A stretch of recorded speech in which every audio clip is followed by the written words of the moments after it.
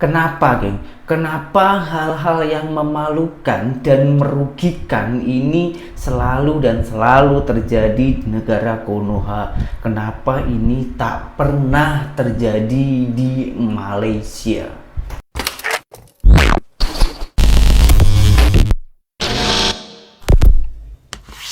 Hai, halo geng. Assalamualaikum warahmatullahi wabarakatuh. Berjumpa kembali dengan saya Zainal Story. Sebelum video ini saya mulai, gimana kabarnya kalian semua? Semoga semua yang menonton video ini baik-baik saja, dimurahkan rezekinya, selalu berpikiran yang positif dan dijauhkan dari mara bahaya oleh Tuhan yang Maha Esa. Saya akan sedikit bercerita nih ya.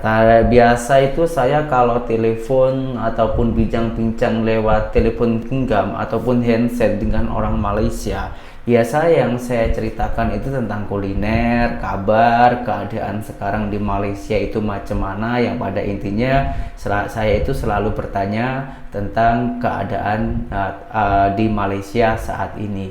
Akan tetapi ketika tadi saya telepon dengan orang Malaysia, ini berbeda pembahasannya.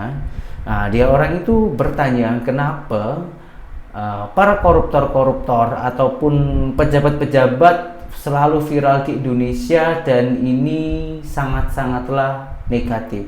Yang kemarin itu polis Indonesia yang tengah merampas turis Malaysia.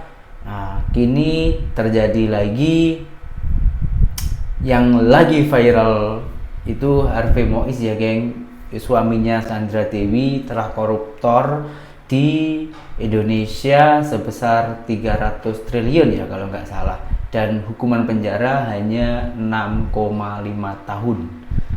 Dia orang itu pelik geng. Lepas itu saya bertanya lah, sharing kan, macam mana kalau hukum-hukum di Malaysia. Nanti kalau saya ada yang kurang tepat mohon dibenarkan ya. Menurut pengakuan orang Malaysia tersebut, geng, kenapa hal-hal macam ini jarang terjadi di Malaysia? Ada. Tadi pun dia mengakui memang ada, di Malaysia pun juga ada. Bukan suci-suci sangat Malaysia ini, geng. Ada juga ras jenayah-jenayah macam ini di Malaysia, ada juga kasus-kasus macam ini ada. Tapi kenapa tak sebanyak, tak sesering dan tak seheboh macam di negara saya, bang? Aja macam itu. Memang karena di Malaysia yang pertama, kalau koruptor itu dimiskinkan, geng. Maknanya miskinkan itu semua harta, entah itu hasil korupsi ataupun bukan, itu dirampas oleh kerajaan. Semuanya benar-benar dimiskinkan. Itu yang namanya hukum dimiskinkan, itu macam itu. Itu kalau setakat tak seberapa rendah lah, macam Harvey Mois macam itu. Saya kata kalau macam itu, kalau di Malaysia apakah dihukum mati? Kalau hukum mati tak, mungkin cuma dimiskinkan, di penjara seumur hidup. Lepas itu di apa, geng? Gitu loh, geng. Di backlist namanya itu, geng.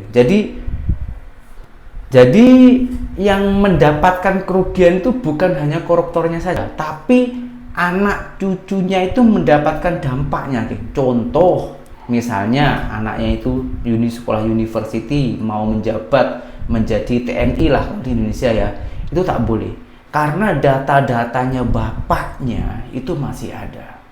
Maka dari itu orang Malaysia itu sangatlah takut apabila melakukan koruptor, karena dampaknya itu bukan hanya kepada dirinya sendiri dan istrinya ataupun pasangannya, tapi ke anak cucunya, sampai ke anak cucunya dampaknya, geng. Segitu besarnya, segitu rapinya, segitu ketatnya hukum di Malaysia, geng. Dulu saya hanya dengar ya, saya ingat cuman kalau koruptor itu dimiskinkan, itu pun menurut saya sudah bagus. Ternyata masih ada lagi tambahan-tambahannya, geng. Dan di Malaysia itu kalau koruptor sangatlah mudah untuk ditinjau, geng. Contoh misalnya di Malaysia itu beli mobil, misalnya ya contoh, sebagai pejabat pihak kepolisian gitu, bekerja di kerajaan ataupun di pemerintahan menjadi polis gitu, beli kereta yang cukup mewah, contoh Alphard gitu aja lah ya, Itu pun pihak kerajaan itu sudah meninjau. Gaji polisi itu berapa? Boleh beli kereta Alphard. Ini uang dari mana? Jadi semuanya ditelusuri. Begitu detailnya, sangatlah detail sekali. Maka dari itu sangatlah jarang sangat koruptor ataupun penipuan di Malaysia. Bukan tak ada juga, cuman sangatlah jarang. Berbeda dengan di negara Konoha. Kalau di negara Konoha yang baru-baru ini tuh yang sangatlah viral ya, Harvey Mois korupsi 300 triliun lebih ya kalau nggak salah, hukuman cuma 6,5 tahun penjara. Dan biasanya kalau istrinya artis itu di penjara, lapas penjara, lagi viral, lagi mendapatkan uang, lagi famous. Nah, kalau di negara lain, kita tak payah contoh Malaysia lagi lah, negara-negara lain macam di Korea, Jepun dan lain-lainnya lah ya. Di sana itu apabila seorang artis gitu ya melakukan jenayah ataupun melakukan kasus-kasus seperti itu, namanya itu langsung di blacklist, tak boleh masuk media televisi, langsung tak boleh. Karena kenapa? Takutnya nanti itu hal-hal macam itu dibuat kebiasaan dan takutnya dicontoh kepada rakyat kecil, macam itu. Nah, karena saking banyaknya jenayah-jenayah di Indonesia ini, Presiden Indonesia yang terbaru, Prabowo Subianto, mempunyai strategi yang baru. Strateginya itu macam mana? Kita tengok dulu video ini. Yang kau curi kau kembalikan. Bukan saya maafkan koruptor, tidak. Saya yang mengatakan Prabowo mau maafkan koruptor. Bukan begitu. Kalau koruptornya sudah tobat, bagaimana tokoh-tokoh agama? Iya kan? Orang bertobat tapi kembalikan dong yang kau curi.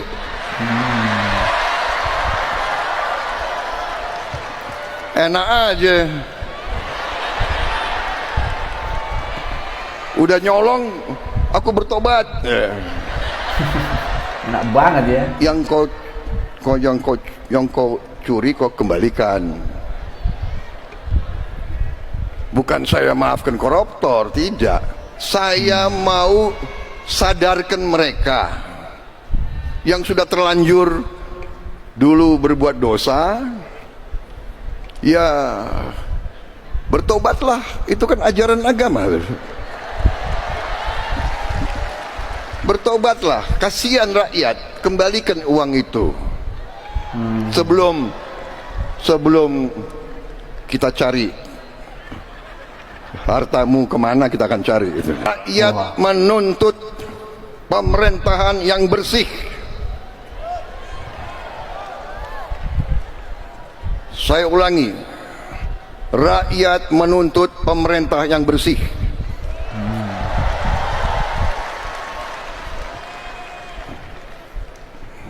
Saya dipilih oleh rakyat. Atas nama rakyat Indonesia, saya tegaskan semua aparat pemerintah Indonesia, bersihkan dirimu masing-masing. Menurut saya ini strateginya Presiden Prabowo Subianto, memberikan kemudahan kepada koruptor tersebut agar bertobat dan mengembalikan uang yang telah terima. Nah, dengan adanya ini, apabila para koruptor itu benar-benar mengembalikan, kan sangatlah mudah untuk menangkapnya. Di mana akar-akarnya para koruptor tersebut dan siapa gerombolan-gerombolan tersebut. Dan kenapa presiden kita itu membungkusnya dengan agama? Ya karena agama Islam itu terbesar di Indonesia, jadi sangatlah mudah untuk memakai agama untuk membungkus dan memakai strategi ini, geng. Akan tetapi ada beberapa orang Indonesia yang tak terima dengan pendapat Presiden kita Prabowo Subianto ataupun yang ditelan oleh mentah-mentah, termasuk para TKW ataupun PMI pekerja migran Indonesia, orang Indonesia yang bekerja di luar negara yang tengah berjuang untuk mengurangi angka pengangguran di Indonesia, itu pun tak terima dengan pernyataan ini. Oke, nggak usah berlama-lama, langsung kita simak saja videonya. Kenapa ya akhir-akhir ini pernyataan Pak Prabowo Subianto, Presiden Republik Indonesia, itu memunculkan banyak kontroversi, seperti misalnya pilkada dikembalikan ke DPRD karena biaya politik yang tinggi, lalu kemudian koruptor dimaafkan asalkan uangnya dikembalikan kepada negara, dan Pak Prabowo Subianto sendiri itu telah memberikan kesempatan kepada para koruptor untuk bertaubat. Ini justru akan membuat demokrasi kita semakin kesini tuh semakin mengalami kemunduran gitu. Logikanya diberikan sanksi saja para koruptor itu masih merajalela, apalagi kalau hanya dimaafkan dan tidak adanya efek jera. Jadi wacana yang diusung oleh Pak Prabowo justru ini menurut saya sangat berbahaya dan bertentangan dengan undang-undang tentang pemberantasan tindak pidana korupsi itu sendiri. Dan tentu pengembalian kerugian negara atau perekonomian negara itu kan tidak menghapus tindak pidana, dan dengan demikian mengembalikan gitu ya hasil pidana korupsi kepada negara, itu penuntutan terhadap para koruptor tidak dihapus meskipun pelaku sudah mengembalikan uang itu kepada negara. Nah, wacana ini menurut saya dianggap menjadi sinyalemen ada pemberian insentif kepada para pelaku koruptor gitu ya. Dan justru ini akan memunculkan anggapan bahwa ketika seseorang akan melakukan korupsi, oh ya udah deh, melakukan korupsi juga toh nggak apa-apa, nanti juga akan diampuni, nanti juga akan dimaafkan. Kalau kemudian ketahuan, ya tinggal kita berikan saja hasil korupsi kita itu kepada negara, tinggal dikembalikan. Ini tentu menjadi sinyal buruk gitu ya. Justru yang dibutuhkan saat ini itu adalah penindakan dengan tegas dan keras kepada para pelaku tindak pidana korupsi dengan menggunakan instrumen yang sudah tersedia saat ini. Dan tentu penindakan ini dilakukan secara kolaboratif antara aparat penegak hukum, kemudian kepolisian, kejaksaan, juga KPK. Dan pernyataan Pak Prabowo saya kira ketika kemudian memunculkan ada banyak kontroversi, saya melihat bahwa ini hanya sekedar gimmick belaka. Maka tentu saya berharap bisa dihentikan sebelum kemudian memunculkan wacana-wacana lain, pernyataan-pernyataan lain yang menimbulkan kontraproduktif. Dan apabila memang Pak Prabowo tentu saja serius menjadi barisan yang paling depan dalam pemberantasan korupsi, maka tentu saja itu harus dimulai dari mana? Itu harus dimulai dari memilih kabinet, memilih menteri, dan orang-orang di sekitar Pak Prabowo itu betul-betul orang-orang yang bersih gitu. Tetapi kemudian pada faktanya di dalam kabinet Pak Prabowo saat ini itu orang-orang yang ada di sekeliling Pak Prabowo ternyata juga tidak sedikit yang memiliki masalah gitu ya, dan tersangkut dengan kasus korupsi. Dan bahkan cukup banyak juga di sekeliling Pak Prabowo yang tidak patuh melaporkan LHKPN. Jadi jika kemudian di sekitar atau di sekeliling Pak Prabowo saja tidak serius dibenahi, maka kemudian bagaimana nasib demokrasi dan Indonesia ke depan? Yang tentu saya berharap bahwa ini akan di pemerintahan Pak Prabowo akan ada pembenahan-pembenahan, dan saya optimis sih, dan saya yakin bahwa pernyataan-pernyataan yang disampaikan oleh Pak Prabowo ke depan harus bisa berdasarkan dengan analisis, kajian akademis sehingga tidak menimbulkan kontroversi di kalangan masyarakat kita. Kepada yang terhormat pemerintah negara Indonesia saya tercinta, saya mengucapkan innalillahi wa innalillahi rojiun atas berpulangnya keadilan sosial bagi seluruh rakyat Indonesia. Saya baca beritanya sambil gemeter, Cah. Kalian masih ingat kan kasusnya suaminya Sandra Dewi yang korupsi 300 triliun, cuma dihukum 6 tahun setengah sama denda 1 miliar. Bayangin jauh dari kata yang dilepok nih brodot, Cah. Astagfirullahaladzim. Karena alasannya apa? Dia sopan sama punya keluarga. Bapak hakim terutama ini ya. Yang punya keluarga itu bukan cuma Sandra Dewi, kami seluruh rakyat Indonesia juga punya keluarga. Bapak pikir keluarga kami ini adalah kumpulan-kumpulan kodam? Ya Allah, yang maling sendang, maling pisang, maling kayu digebukin sampai babak belur, mukanya kayak alien. Ini yang jelas-jelas 300 triliun merugikan rakyat, mukanya masih glowing kayak lampu sokle. Saya nggak tahu di dalam ini menyediakan medikur apa gimana di penjara untuk para korupsi. Tapi tolong Pak, Bapak Presiden Pak Prabowo, saya minta tolong dipertegas, dihukum seberat-beratnya untuk para korupsi. Nih Pak, di Cina aja nih Pak, ketahuan korupsi dihukum mati, didekatkan sama Yang Maha Kuasa Pak. Ini malah di negara Indonesia dienakin cuma 6 tahun setengah. Zaman sekarang 6 tahun setengah tuh cuma sebentar, dia bisa keluar nanti bisa makan seblak, cilok, es campur, es cendol.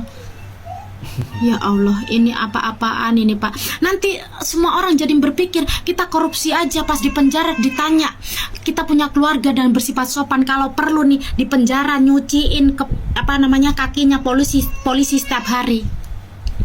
Udah dapat remisi ringan dah udah. Ya Allah Pak, buat Bapak Hakim nih Pak ya Pak.